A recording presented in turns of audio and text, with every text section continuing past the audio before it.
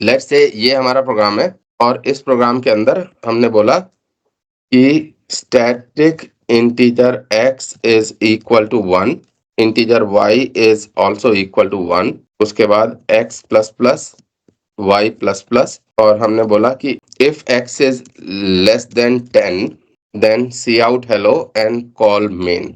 अब बताओ अब क्या होगा, what will be the output in this case? Ritamra, you want to give it a try?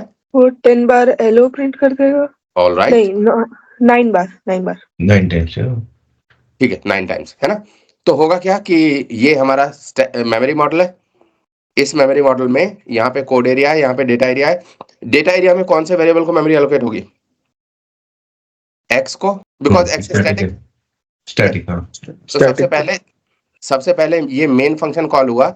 इस मेन फंक्शन में एक y है और y की वैल्यू कितनी है? 1, 1 राइट, ठीक है।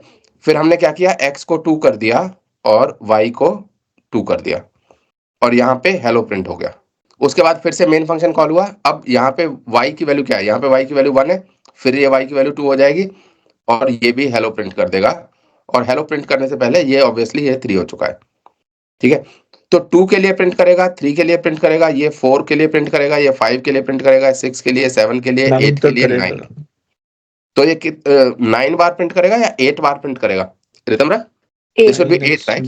8 है ना, दिस शुड बी 8, ठीक है। But your understanding is correct, तो ये अच्छी बात है। मान लो मैंने यहाँ पे कंडीशन को चेंज करके अब ये x की जगह y कर दिया। अब बताओ अब क्या आउटपुट आएगा रितम्रा? क्या होगा मोहित? भैया सर 8 बार मतलब।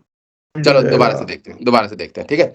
सबसे पहले ये प्रोग्राम को हमने कंपाइल किया। कंपाइल करने के बाद मेमोरी मॉडल बना। मेमोरी मॉडल कंपाइल करने के बाद जब हमने प्रोग्राम को रन किया तो मेमोरी एलोकेट हो गई।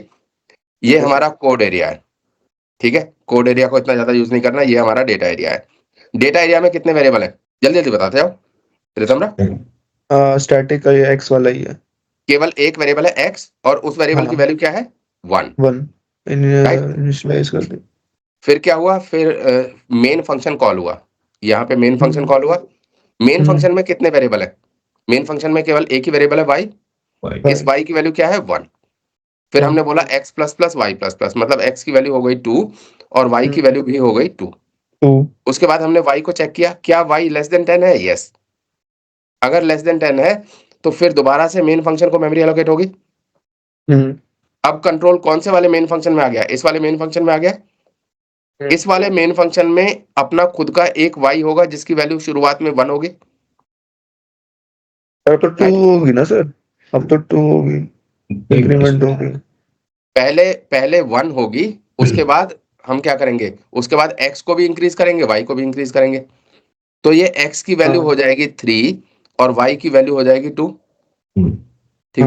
अब ये किसको कंपेयर करेगा? ये इस वाले y को 10 के साथ कंपेयर करेगा। तो 2 इज लेस देन 10, यस। अगर 2 लेस देन 10 है तो क्या करो? हेलो प्रिंट करो और फिर दोबारा से मेन फंक्शन को कॉल करो। अब फिर से मेन फंक्शन कॉल हुआ। ये जो मेन फंक्शन कॉल हुआ है इसके अंदर अपना खुद का y है, उसकी वैल्यू शुरुआत में 1 है। फिर हमने कहा कि x plus plus Y plus plus, तो x प्लस प्लस का मतलब इसी वाले x को बढ़ाओ, ये 4 हो जाएगा।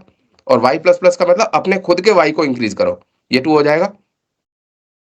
2 इज लेस देन 10, यस। फिर ये हेलो प्रिंट करेगा, फिर दोबारा से मेन को कॉल करेगा। अब ये जो मेन है इसके अंदर अपना खुद का y है जिसकी इनिशियल वैल्यू 1 है।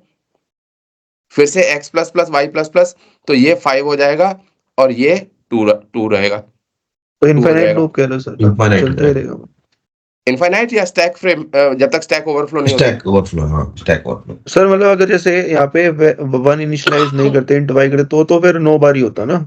9 बार मतलब इंट y होता सिर्फ, लेट्स से।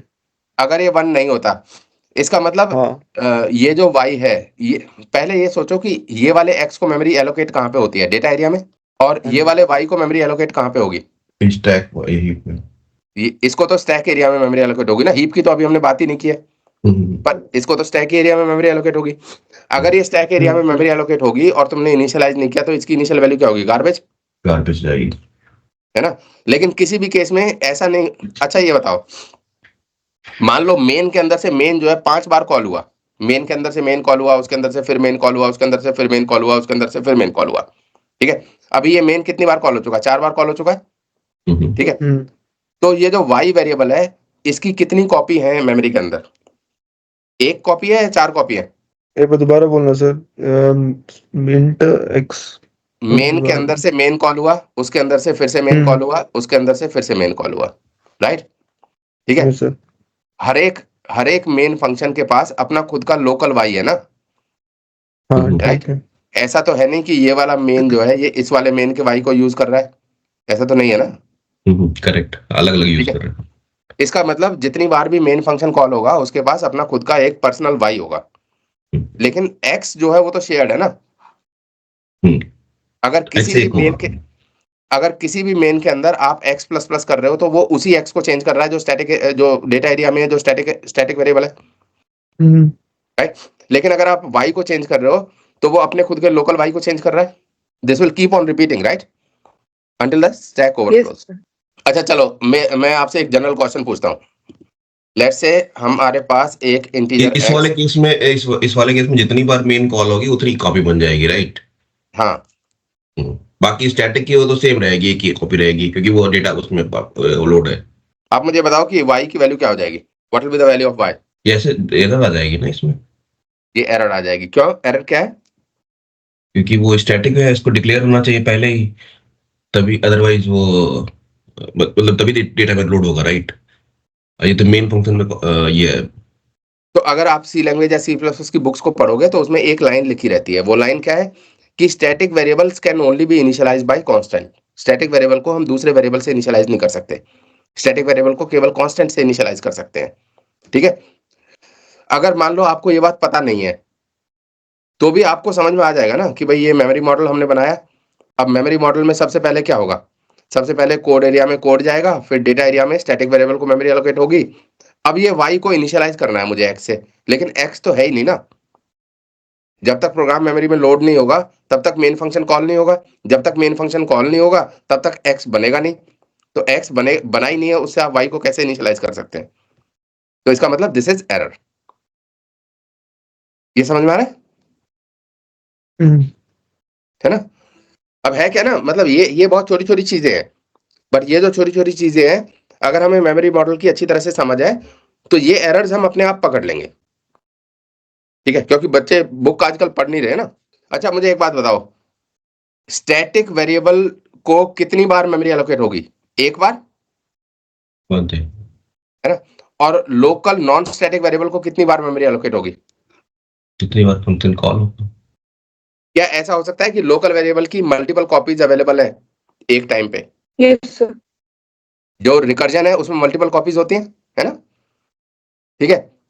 तो y तो अकेला है और x की बहुत सारी कॉपीज हो सकती हैं। तो क्या हम ऐसा कह सकते हैं कि y is equal to x? फिर हमें बताना पड़ेगा कि कौन से वाला x, ये वाला, ये वाला, ये वाला, ये वाला, राइट? हमें पता ही नहीं है कौन से वाला x, तो वैसे भी अलाउड नहीं है।